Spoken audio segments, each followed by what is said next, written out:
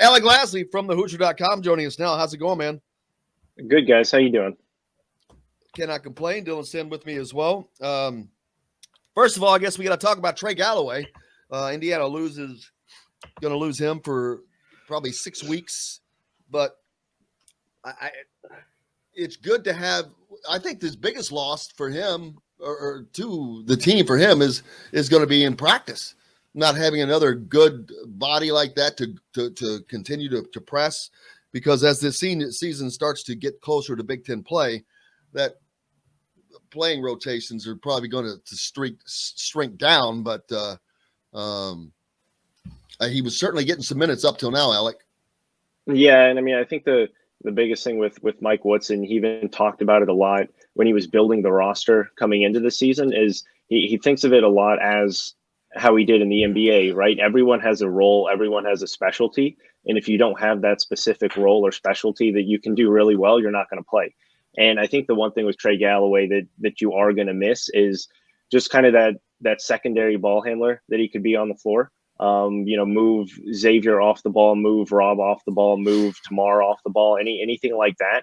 A guy who doesn't really get flustered too much with pressure. And then also on the defensive end, right? He's, a bigger, more physical style guard who can guard kind of 1 through 3. Mike Woodson likes to switch. The only person he doesn't like to switch with is Trace Jackson Davis and kind of get him into ball screens. But Trey Galloway could guard almost any perimeter position and do it really well. So I think you will lose a little bit on that end. And just that kind of secondary ball handler that he would be able to play offensively. But, we talked about it at the break there, that the biggest thing with Mike Woodson is he's not going to play you just because you're in the top, 7-8 of his rotation. He's going to play to the matchup. And that's one thing that a lot of college coaches who are kind of first-year college coaches or even kind of still early in their careers don't really understand. He's bringing that from the NBA, right, where it's all about matchups. It's, hey, if you're beating your guy off the dribble every single time, we're just going to keep going back to you and just play one-on-one until they can stop you. And with him, he talked about Michael Dore after the game. He got 2 or 3 minutes, I think, early in that first half, and didn't sniff the floor the rest of the game. And he said it wasn't fair to put him out there because it just wasn't the right matchup, right? St. John's was a lot smaller, quicker, perimeter oriented. And there was no reason to have a rim protector there because you saw how many threes they shot. What was Michael Dore going to do out there on the floor? So that's the thing with his rotation. Trey Galloway could see 20 minutes one night and then maybe 5 minutes the next, just because that wasn't the night for him.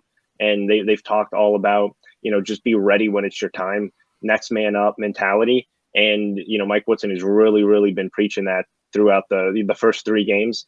And I think you're really going to see that now moving forward with at least one person out of the rotation for the next 6 weeks. And Dylan, I think that right there is a change, because what we saw before is rinse, wash, repeat. Didn't matter who was coming in. It didn't matter what their style was. You were going to see the same thing from Indiana. You were going to see the same exact lineup, play the same exact way, play the same exact defense. And that's not happening now. And it's called making adjustments. So there you go. It's interesting because as Alex said, the Michael Dore was not the right matchup because St. John's made it. So they basically said, we are going to go small and we are going to try to, if they don't adjust, we're going to make this guy guard out to the perimeter, which he has not shown that he's capable of doing. No disrespect to him. He's 7 feet tall. That's a difficult task. And then when he went out, they basically said, okay, we'll try to attack Trace. And Trace is good enough that he was able to kind of stay out of that trap, essentially. But Alec, I guess I wanted to ask you, with Trey out, who is going to pick up some of the minutes that he would have gotten if the matchup were correct? Who do you think is in line to get some of those minutes? Yeah, well, I think right away, Tamar's minutes are just going to skyrocket. Obviously, we saw what he did, playing 27 minutes and basically played from the under 8 timeout to the end of the game there in crucial minutes, as as his 3rd game in his college career.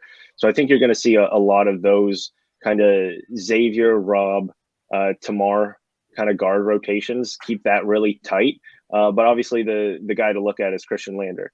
I think he's now proved in this 9 to 11 minutes of action that he's gotten this season, that he does deserve to get at least some spot minutes here and there, because you don't want to run into the same situation where Xavier Johnson picks up 4 fouls at the 9-minute mark, 10-minute mark, and you're going to have to play almost the rest of the half without him.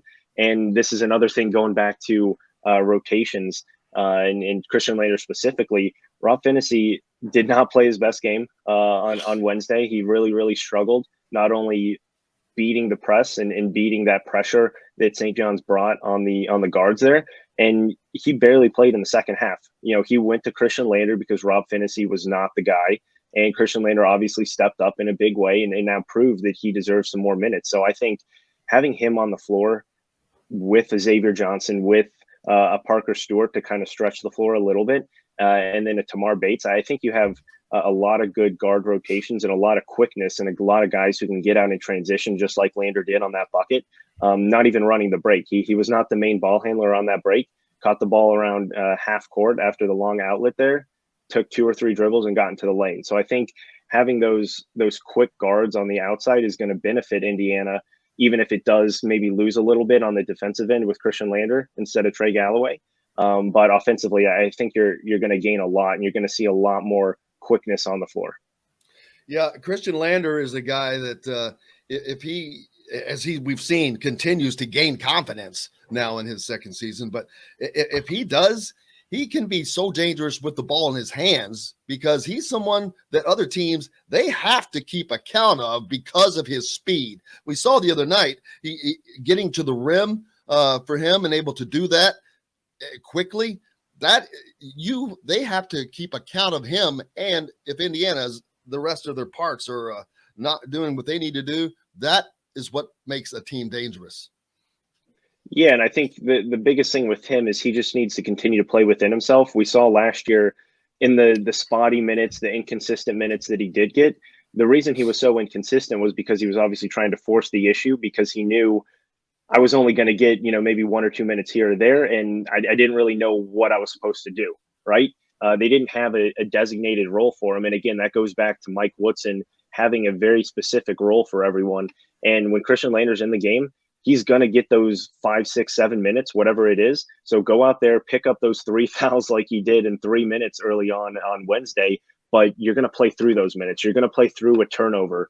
I just need you out there. I need to, see what you can do early in these games to make sure that I have, the full confidence in you to put you in a St. John's game like that down the wire there. And obviously, like we just said, he definitely proved that he deserves those minutes. But it's more specifically because he's been playing within himself, and he's not even the jump shot that he took, the 3 that he took against St. John's was a good look. It wasn't forced. It wasn't off of a couple dribble step back that we saw, him do a lot last year.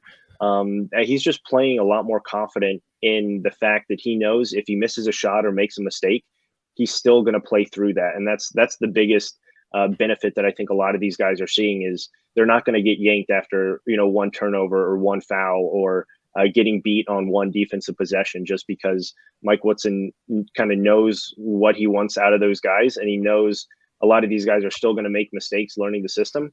So just have them play through it, and they're going to get confidence along the way.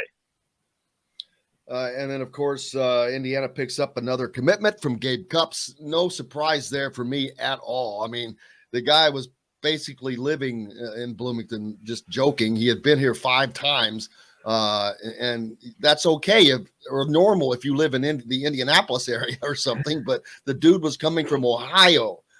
So you make 5 visits to a school and you live an entire state away. Yeah, you're pretty serious about that school. Yeah, and it, like we had talked about before, it was pretty much going to come down to Indiana and Ohio State. Obviously, Stanford was in that final 3, but it was pretty much going to be between one of those 2 schools. And the biggest thing, he just needed to see Indiana in action. Obviously, he visited on Friday, the Friday before he committed, saw exactly what he needed to see, and that was 1, exactly how Coach Woodson and that coaching staff interacted with the players on the floor. 2, kind of how those guards really ran the offense. Obviously, it's one thing to see in practice, which you saw before when he came to one of IU's practices, but to actually see it in the game and see kind of those rotations and see how they pressure, see how they run the floor. That was the only thing that he needed. And talking to him and his dad after the fact, they went into that visit pretty much knowing it was going to be Indiana. They just needed that confirmation that, hey, what we're hearing, what we've seen so far is going to translate in the game. And that's exactly what ended up happening. Yeah, there's very few recruits, Dylan, that I would, if you were going to bet, that I would bet on just because of how they go. I would have put money on that one, just because of what I said. The visit, you could tell the interest was just there. And he, I keep saying this and I don't know why, but he reminds me of maybe a little more athletic Neil Reed type, kind of a scrappy shooter, just kind of all around, just one of those guys that's probably going to dive on the floor for loose balls, and just one of those guys that you love having on your team. Yeah, it's nice to have him in the fold already. IU having 2 commitments in 2023 already is a significant boost for that class, and you can kind of start building from here. It's interesting. The last 2 Indiana coaches have had a class that was ranked very, very high among the top ones in the country, and neither of them really panned out, and that's part of the reason that Indiana has kind of struggled in the middle of their tenure. So Tom Crean had 2012. Yogi Ferrell was the only one that really panned out from that class. And Archie Miller had 2018, which Romeo Langford is obviously part of, but then you had Jerome Hunter and Jake Forrester and a couple other guys. And so I'm wondering if 2023 is setting up to be possibly that class for Woodson as we get going here in that cycle, and if he can build that type of class that really gets the momentum going for the program. Quickly, Alec, recruiting wise now, where does Indiana look to? Already a couple of guards in the fold. I know that they're looking to some bigs. Yeah, I mean the 2 now, obviously, just like what Dylan said, they're set up perfectly now for 2023. I'm pretty sure they're the only class right now that has multiple commitments in that 2023 class. But they're both in the backcourt, right? That's what Mike Woodson wants to build, is that backcourt. Now you continue to have that rotation of potentially, right, CJ Gunn, Jalen Hood-Schifino, Ja'Kai Newton, Gabe Cupps, and whoever else is staying by that class and by that year. The wings are set, so you look to the front court, and the 2 guys are KJ Evans from Montverde Academy, teammates of Jalen Hood-Schifino. He's a top 5 player in the class, kind of that hybrid 4, stretch 4 kind of wing player, but super athletic, a guy who almost any program in the country is going to be going after. Indiana could potentially get a visit from him after the season. So he's one guy to keep an eye on. And then Xavier Booker, right? He's the in-state guy that everyone knows from Cathedral. And the one guy who I think a lot of people are really interested to see how he plays this high school season. Hasn't played a lot throughout his high school career. Didn't play a ton this past summer. Had a few injuries in some of the events that I went to. Obviously, went to the Pangos camp and really showed out there and really had some really strong performances against some of the top players in any class. So I think he's the one guy that Indiana fans are really kind of zoning in on, of kind of those front court players. And the best thing about having 2 kind of top 150 guys already in your class is now you can really swing for the fences and go after these top 10, top 20, top 30 guys, because you already have your foundation set and you already have guys who are at least going to be there for 2 years. And you've done that now in back-to-back classes, even looking with what he did with, getting Tamar Bates there at the end. You have a guy who can potentially be, 1 and done, 2 and done, but then you also build your class around 2-3 guys that are going to be there for at least 3-4 years. And that's the biggest thing. Archie Miller tried to do that, but he always whiffed on those, for the most part, outside of Romeo, on those guys who were instant impact players. Obviously, we've seen already Tamar Bates is an instant impact player. I think everyone's expecting Jalen Hood-Schifino to be an instant impact player. So as long as you get 1 to 2 of those guys in every single class and then build out the rest of that class like Mike Woodson is doing with Gabe Cupps and Ja'Kai Newton, you're going to be set up for success. And that's one thing that he's done obviously great already. And then you look into the transfer portal to kind of maybe land another 1 or 2 of those impact players. Make sure you check out and follow Alec Lasley from the Hoosier.com, Indiana Rivals, for complete coverage on Indiana recruiting and everything else going along with that. Complete coverage on this weekend's games, of course, with football tomorrow and then again basketball on Sunday, man. Yep, exactly. I mean, it's obviously we're winding down the football season, but I think everyone's pretty excited to focus their sole attention, if it's not already, on Indiana basketball moving forward here.